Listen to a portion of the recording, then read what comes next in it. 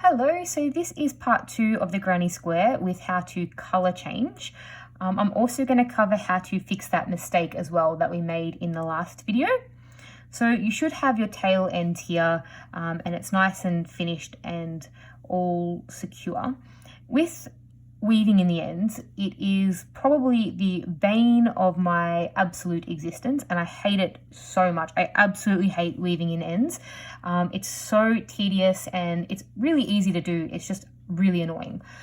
So to give us less ends to weave in, I'm going to teach you this trick that I just recently learned and wish I had learned 10 years ago because it does make a huge difference. It cuts down how many tails you have to weave in by half. So we're always going to have to weave in tails when we're doing a color change, unfortunately. But this little trick that I'm going to teach you now cuts that down in half, which is good in my book. So we're going to hold our yarn just like this, our tail end, and we're going to grab our crochet hook and we're going to weave this bit of yarn through one of our corner edges and then weave it back. So when we crochet through this hole in our next round, we're securing it nice and tight so we can just snip the yarn. If I was to snip it really close down here near my knot, it's going to unravel and the work is just going to completely come undone. So we're going to weave it through the stitches this way, weave it back, and then with our second round we're going to crochet over it and then we can cut it and it'll be nice and secure. It won't go anywhere. So with the weaving in part, it doesn't have to be pretty. There is a way that you can do it which flattens it out nicely. But if you're putting it in the wrong spots, it doesn't really matter as long as we're getting the yarn through and then back to get it nice and secure. So with my crochet hook, you'll see our friendly V's again, the V's that are with our swatches as well as our granny square here. They're always going to be around when you're doing any kind of double crochet or single crochet. The V's are always going to be there. So we're going to put our hook into one leg, the back leg. So this is the front leg of our V right here, that's our front, and this is the back. So we want to go through the center of this and we want to grab our tail end and hook it under and pull it through. So it doesn't matter how you do it, you just want to get it through that loop.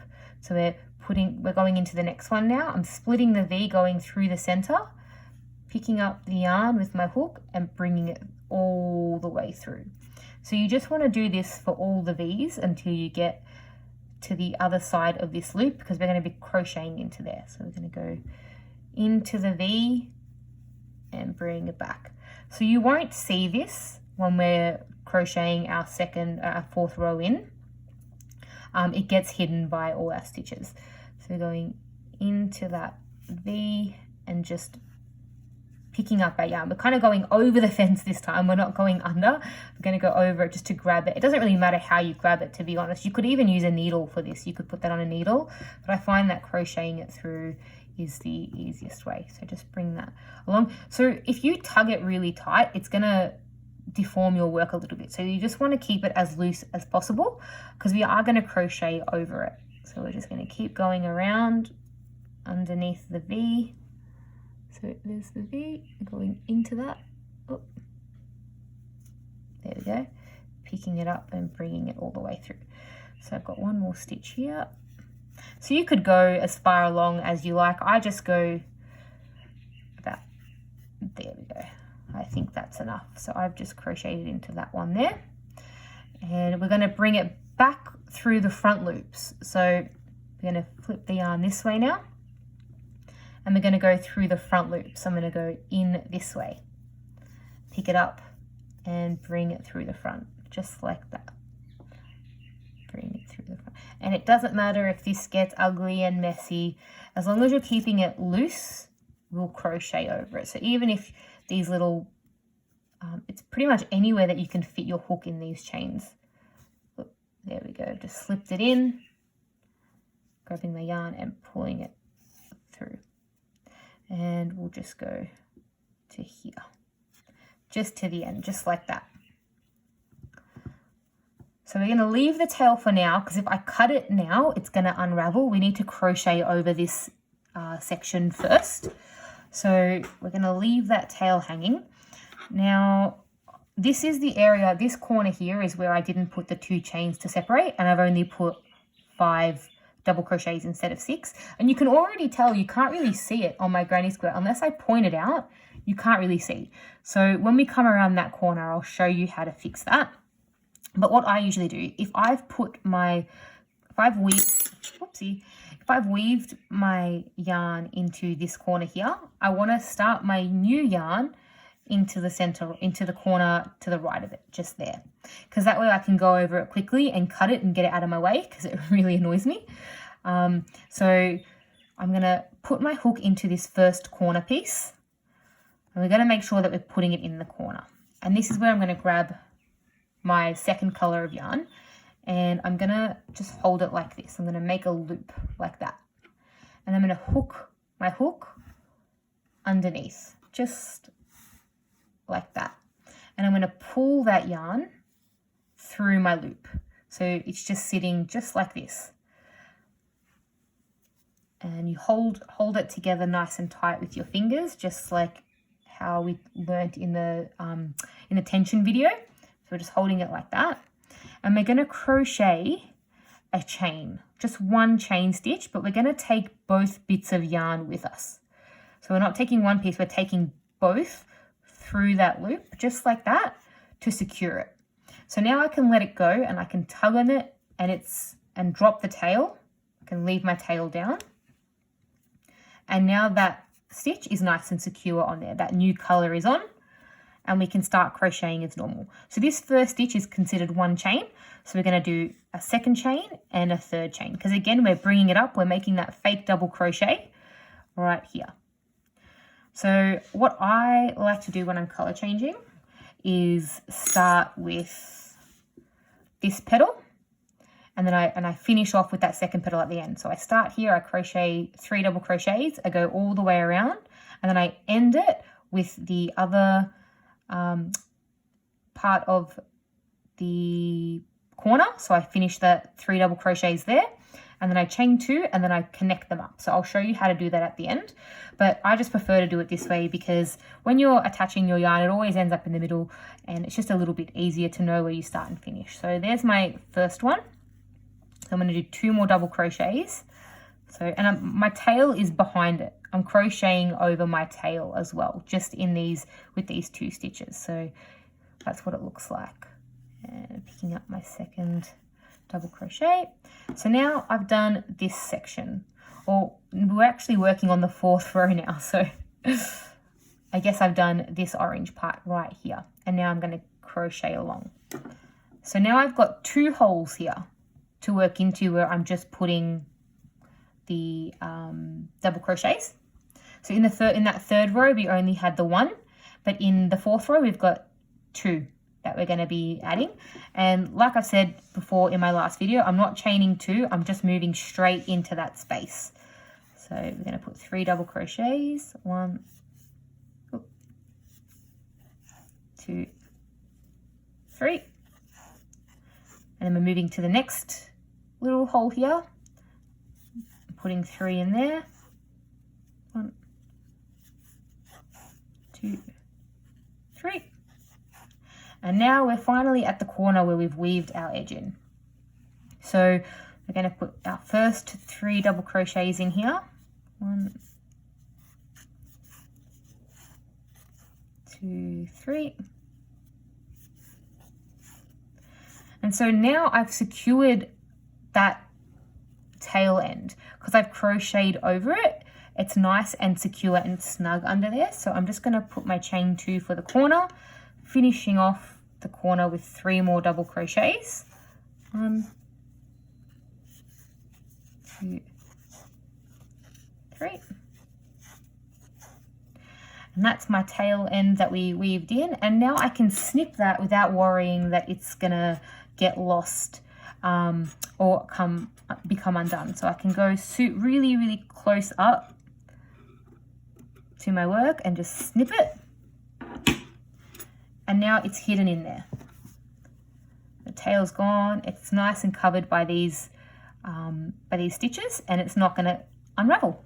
So that's how you hide one end of the the tails. The other one here, we're going to have to weave this original piece in right at the end. So we're going to have to weave this piece, and the more colors that you change, you can always crochet one end of the you can always hide, I should say, one end of the yarn, but the other end is gonna have to be weaved in. So here we go, crocheting into this space here. So if you're lost and you don't know where to put your hook and you're like, oh, I can't really see a space that clearly, because sometimes when we join the stitches from the previous round, it can kind of make a weird shape. You just count to make sure that you've got 3 before you go into the hole. So I've got 1, 2, 3 here, so that means I go into that space there. So 1, and I can add my 3 double crochets. 1, 2, 3.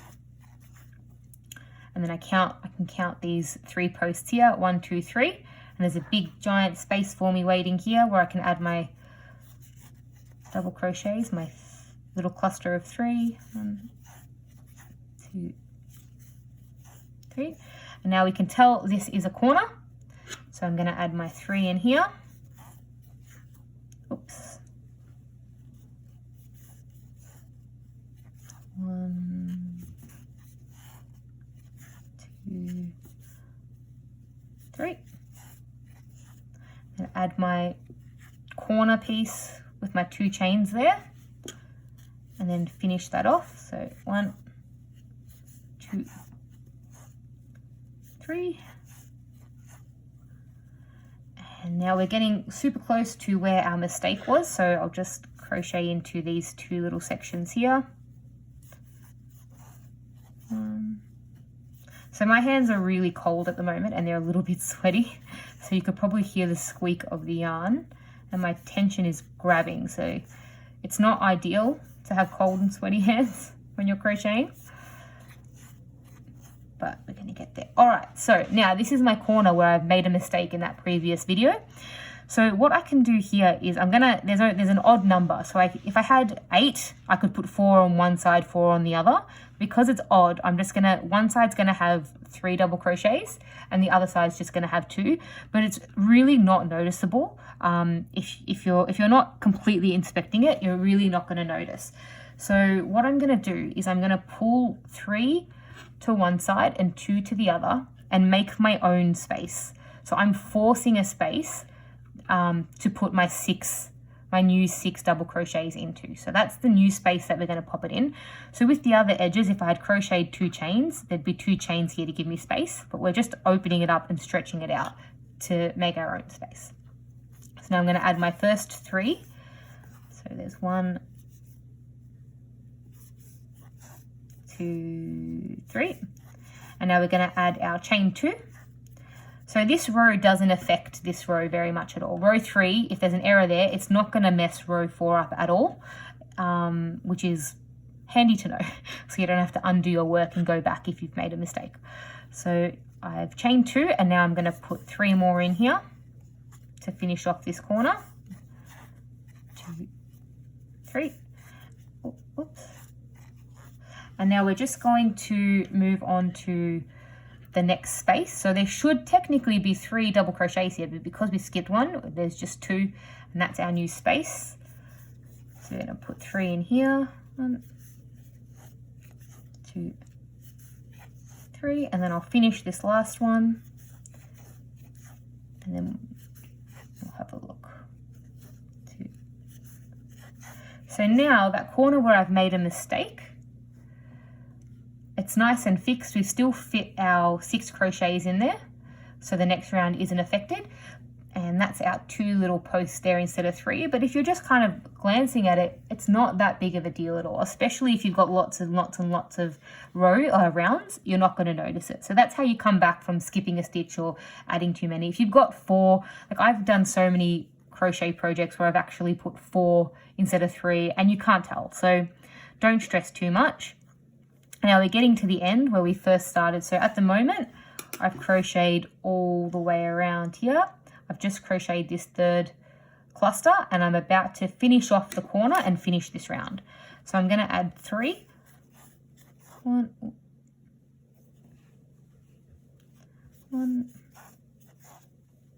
2, 3. And now we're going to join our first 3 up with our second 3 to close this corner. So we're going to crochet 2, we're going to chain 2 to get our corner. And then just like we did with everything else, we're going to slip stitch it into one of the V's. So I'm going to put my hook into the top part of the V. So if you have a look at the chain, there's a V here and there's a V right there. We're just going to pop it in. It doesn't really matter which V you go into as long as it's as close to the edge as possible. And you've only got 2 little legs on your hook. Bring the stitch through, and we're not going to single crochet it, we're going to slip stitch it. So we're going to, so if this happens, this happens to me a lot, my stitch kind of got all unraveled, I'll just let it go and then I'll pick it up again. There we go. And then slip stitch that through. And now it's nice and secure. So I could keep going. I could chain 3, 1, 2, 3, and I can keep going in this color. Or I could finish that off and then change color again. If you were to keep going, it looks like this, and you kind of just get a feel for where your stitches should be. So I can leave this space again is going to be like what happened with the second row. It's going to be the end of the 6 of the next round, because we can't really, if we were to put our hook into that space there, it's going to go backwards and it's not going to work. So this is very obviously the end of this new row. So we'll ignore that one, just like you would ignore it when we started out at the start with that second row. We just ignored it, continued with our 3, 3, 3. When you come around, that'll just be the last stitch of your cluster of 6 for that ending corner. But we've done that with our second row. But I'm not going to keep going. I'm going to stop it here. So I'll just pull that out and just put another slip stitch in to finish. So I'm going to grab my yarn and cut it. And then bring it through and tighten it. And now I'm going to show you how to weave the ends in. So I'm going to take the back of our work. So this is our finishing tail. We have to weave this in. There's nothing we can do about that. And we have to weave in our starting tail and the starting tail for these color change as well. So we have to weave in 3.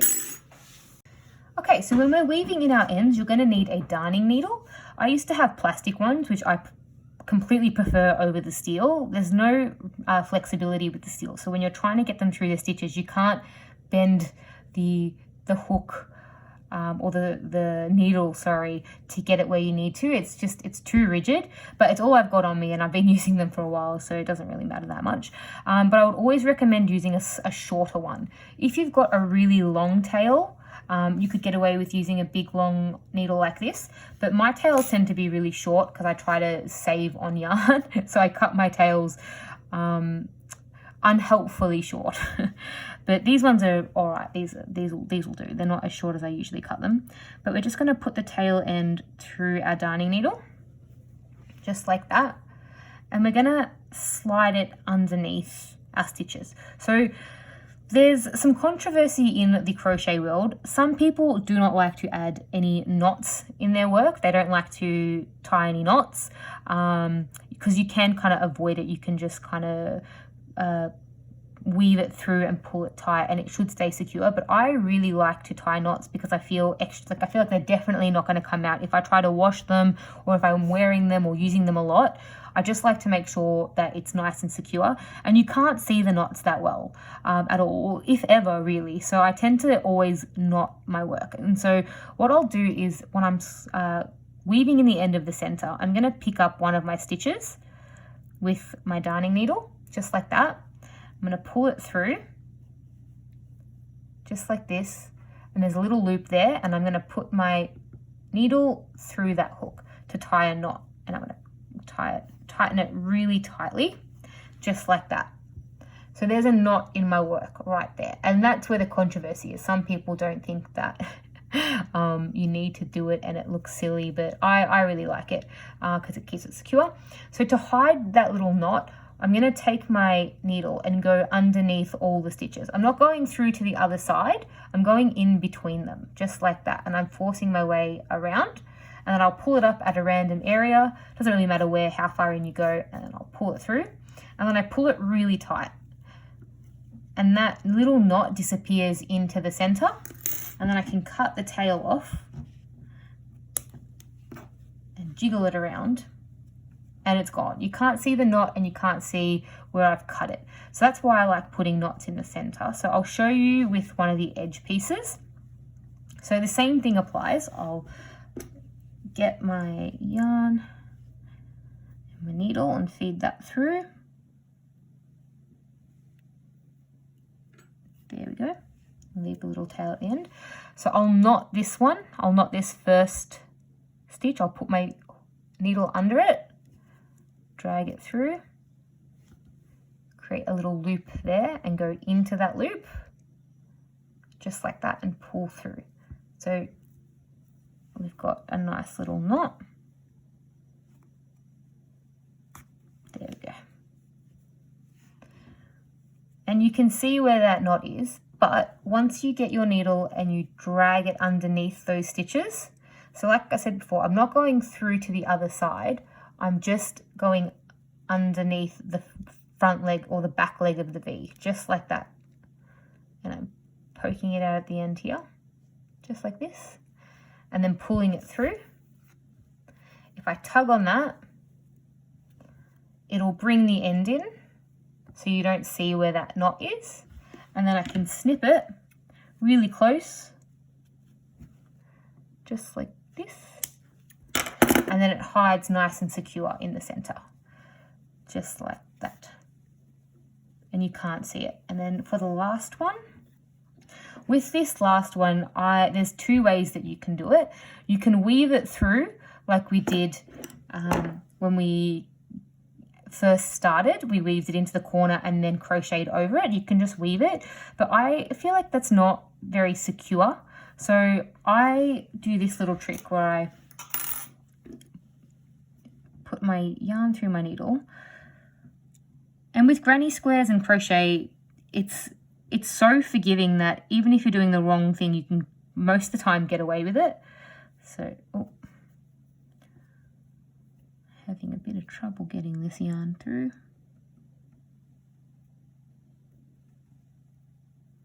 There we go. Got it.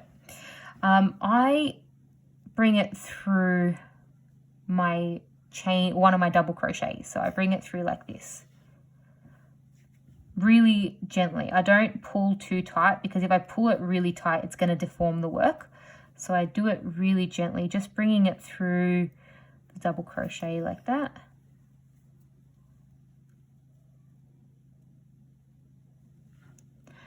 Into the stitches. There's no rhyme or reason where I put it. I just kind of find a space and loop it through. So as you can tell, you can't really see that I've gone through that stitch with the excess yarn. You can't really tell. So once it's down to the bottom, I do the exact same thing as I did with the other one. I'll just pick up a stitch and knot it. So I'll go through, make a little loop like that, go into the loop, pull it tight, just like this. And then I'll take it through the rest of those loops to hide the tail end. Pull it gently, or a little bit tight, but I'm holding that stitch so I'm not pulling the stitch too much. And then I'll cut it just to that like this. Because if you cut too close to the knot, it's going to unravel. So you want to leave some space. And that's what running it under those stitches does. It gives the yarn just a little bit of space to hang out so it's not too close. And that's the end. So if I ruffle this around, hopefully you can't really tell where that end is because the yarn is all weaved in. So that's the end. That's how you color change, and that's how you weave the ends in. And hopefully that was helpful and you make your own wonderful granny squares. If you want to post them to the group, that would be amazing as well, because it's great inspiration for everybody else. And I'd love to see the different colors that you guys choose to do and watch you be creative. So hopefully that was helpful for you.